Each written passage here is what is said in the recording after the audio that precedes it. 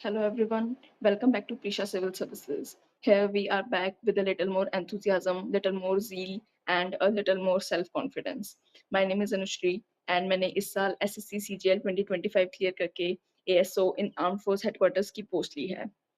I am here to share a bit of my journey. This journey has been a roller coaster ride. I have seen success, I have seen failures, I have seen it all. कोई भी competitive exam start करने से पहले सबको यही लगता है कि इसमें मेरा क्यों होगा जब इतना ज्यादा ह्यूज कंपटीशन है then why only me but जो चीज तुम्हें सबसे अलग करती है वो है तुम्हारी मेहनत और तुम्हारी उस चीज को पाने की इच्छा कि तुम्हें कितना ज्यादा जील है और तुम कितनी मेहनत कर सकते हो उस चीज को ग्रैब करने के लिए सो लेट अस स्टार्ट कि मैंने अपनी इस जर्नी को कैसे स्टार्ट किया क्या चीज थी जिसने मुझे मोटिवेट किया so how it all started अगर मेरी क्वालिफिकेशंस की बात करें तो मैंने अपनी स्कूलिंग श्रीगंगानगर राजस्थान से की है उसके बाद मैंने अपनी ग्रेजुएशन दिल्ली यूनिवर्सिटी से की है and after completing my graduation in May 2023 I started preparing for SSC in July 2023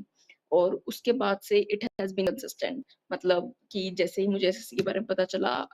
I knew मुझे ये करना है तो I just stick to one exam and मैंने उसके लिए प्रिपेयर किया it has been almost 2.5 years I guess now let's come to the main point strategy मेरे को बहुत सारे डीएम्स भी आए कि आपने क्या स्ट्रेटजी फॉलो की आपने कैसे किया एंड ऑल तो let's discuss it the strategy is just stick to the core and complete your syllabus first मतलब द मेन थिंग इज बच्चे सिलेबस ही कंप्लीट नहीं करते हैं and they run to the mock test की mock test देते हैं mock test देते हैं मॉक टेस्ट देने से क्या होगा जब तुमने सिलेबस ही कंप्लीट नहीं किया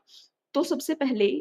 जरूरी है अपना सिलेबस कंप्लीट करना और एसएससी के पैटर्न को देखना कि वो क्या पैटर्न से क्वेश्चंस पूछ रही है एंड क्या कर रही है अब अगर इस साल एग्जाम हुए तो नेक्स्ट एग्जाम में ऐसा नहीं है कि वो पैटर्न बिल्कुल वैसा कर बिल्कुल पलट देंगे पैटर्न चीजों का सेम रहता है स्टिक टू दी कोर मैंने जब स्टार्ट किया था तो मैंने सिर्फ एक टीचर की वीडियो देखी थी and I prepared my syllabus through that कि मैथ्स में इतना पोर्शन ऐसे ऐसे करना है जीएस में ऐसे ऐसे करना है एंड ऑल मैंने मॉक टेस्ट पे तब शिफ्ट किया था जब मेरा around 70% of the syllabus complete हो गया था क्योंकि जब तक अपना बेस अपना फाउंडेशन ही स्ट्रॉन्ग नहीं होगा हमारे मॉक्स में मार्क्स आ ही नहीं पाएंगे जैसे बच्चे कहते हैं कि मेरे मॉक्स में मार्क्स नहीं आ रहे I am just stick to 100 120 in pre तो मैं इससे आगे बढ़ ही नहीं पा इससे आगे कैसे बढ़ पाओगे जब तुम्हें एक्चुअल में एसएससी का तरीका ही नहीं पता कि वो क्वेश्चंस कैसे पूछ रहा है या तुम्हारा बेस ही स्ट्रॉन्ग नहीं है जब हम इस चीज में उतर रहे हैं ना तो हमें जीरो से स्टार्ट करना पड़ेगा हमें इंग्लिश में नाउन प्रोनाउन आर्टिकल्स सब कुछ जीरो से स्टार्ट करना पड़ेगा तभी हमारा बेस फिर से स्ट्रॉन्ग होगा it is all time taking मतलब इसमें आराम से मतलब अगर हम एकदम अच्छे से सिर्फ एक बार सिलेबस क्लियर कर रहे हैं तो हमें लगेगा around 6 to 7 months but trust me अगर एक बार अच्छे से कर लिया तो दोबारा हमें कहीं और से करना ही नहीं पड़ेगा एक कोई भी ट्रस्टेड और रिलायबल टीचर को उठाओ and just complete the course and ये गलती कभी भी मत करना कि एक टॉपिक इस टीचर से कर लिया तो दूसरा टॉपिक उस टीचर से कर लिया this is the worst thing क्योंकि हर टीचर का पढ़ाने का तरीका अलग अलग होता है मान लो आज इन्होंने ये वाला कोई टॉपिक है वो इसमें कराया तो वो दूसरे वाला उसमें कराएगा जरूर ऐसा नहीं है कि वो छुड़वाएंगे अगर कोई भी ट्रस्टेड और रिलायबल टीचर है तो never run for multiple teachers एक टीचर पे स्टिक करो एंड ट्रस्ट हिम वो अच्छा करवाएंगे अगर फ्यू पॉइंटर्स में बताऊं तो मेरी स्ट्रेटेजी वाज वेरी सिंपल सबसे पहले complete your syllabus second stick to the core third do not switch for multiple teachers एक टीचर पे रहो और अपना काम करो फोर्थ बी कंसिस्टेंट ऐसा नहीं है कि 4 दिन पढ़ाई की उसके बाद 2 दिन का ब्रेक ले लिया ऐसा ही सिलेबस भी नहीं होता और प्लस ना ही फ्लो बनता है तो बी कंसिस्टेंट क्योंकि ये मैराथन है ये स्प्रिंट नहीं है अगर आज हम 5 घंटे पढ़ाई कर सकते हैं तो 5 घंटे पढ़ो ऐसा नहीं है जरूरी नहीं है कि 10 घंटे ही पढ़ना है बट बी कंसिस्टेंट कि टच में रहो अपनी पढ़ाई के so this was all my strategy now next most asked frequent question is कि तुम्हें क्या चीज ने मोटिवेटेड रखा कि इतनी कंसिस्टेंटली तुमने इतने टाइम तक पढ़ाई की तो क्या चीज थी जो तुम्हें मोटिवेटेड रखती थी द सिंपल आंसर इज कि मोटिवेशन इज इंट्रिंसिक वो तुम्हारे अंदर से है ऐसा नहीं है कि आज मैंने एक वीडियो देख ली तो मैंने 2 दिन तक पढ़ाई कर ली वीडियोस जो अपने बोलते हैं कि मोटिवेशनल वीडियोस है ये है ये सब सिर्फ एक पॉइंट तक काम कर सकती है जैसा कि 2 घंटे काम कर दिया 3 घंटे काम कर दिया उसके बाद जो मोटिवेशन है ना वो हमारे अंदर है कि हमें कितनी जील है उस चीज को पाने के लिए कोई मोटिवेशनल वीडियोस ये नहीं कर सकती कोई हमें पुश नहीं कर सकता कि तुम इस चीज के ऊपर वर्क करो, जब तक वो चीज हमारे अंदर से नहीं आएगी कि हमें ये क्यों चाहिए।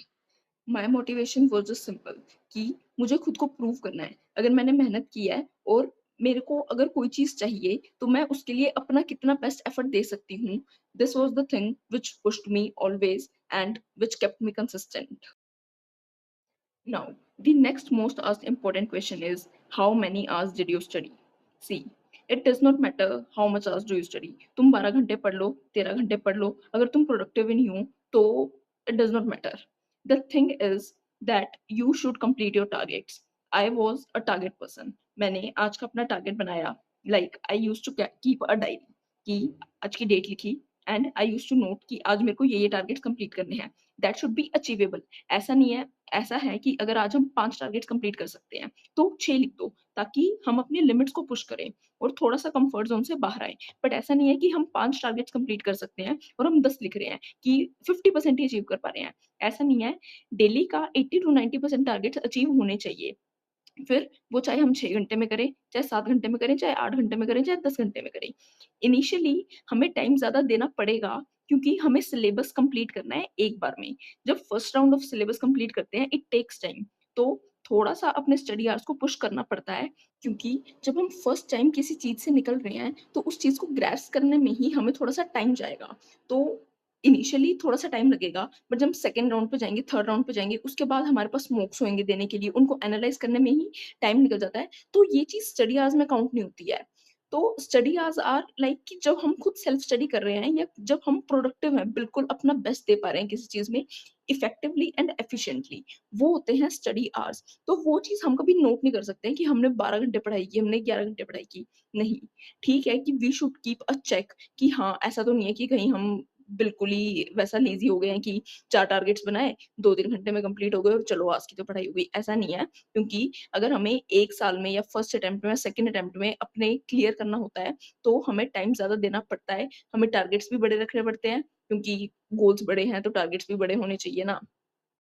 So my advice is keep it simple and straight कि अपने टारगेट्स बनाओ. मैथ सब्जेक्ट है, उसका लिख दो कि आज मुझे 1 लेक्चर देखना है, 2 लेक्चर देखने हैं. तुम 2 देख सकते हो तो 2 देखो, डेढ़ देख सकते हो तो डेढ़ देखो, 1 देख सकते हो तो 1 देखो, जितनी तुम्हारी कैपेसिटी है. उसके बाद इंग्लिश का 1 चैप्टर कंप्लीट करना है या जीएस में ये रिवीजन करना है. अपने हर एक सब्जेक्ट का एक-एक टारगेट बना लिए, जो भी सब्जेक्ट उठा रखे हैं. उसके बाद धीरे-धीरे करके अपने थोड़ा-सा टारगेट्स को पुश करना स्टार्ट करो. मतलब कि एक बार तुम उस चीज़ में आ गए, उस फ्लो में आ गए, तो फिर वो चीज़ करनी ईज़ी हो जाती है कि तुम समझ गए हो कि व्हाट इज़ द प्रोसेस. और एक बार हम इस प्रोसेस को समझ जाते हैं ना, फिर हमारा फ्लो भी बन जाता है और हमें करने में मज़ा भी आने लगता है. तो my advice is just go with the flow, go with the process and then and enjoy it. मतलब ऐसा स्ट्रेस लेके नहीं कि भाई ये करना है, enjoy the process.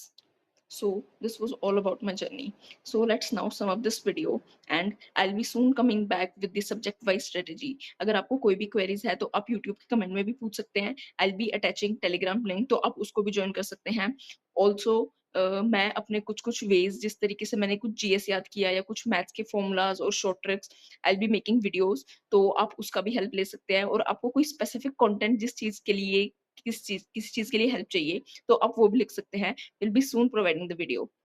Thank you for watching video till the end.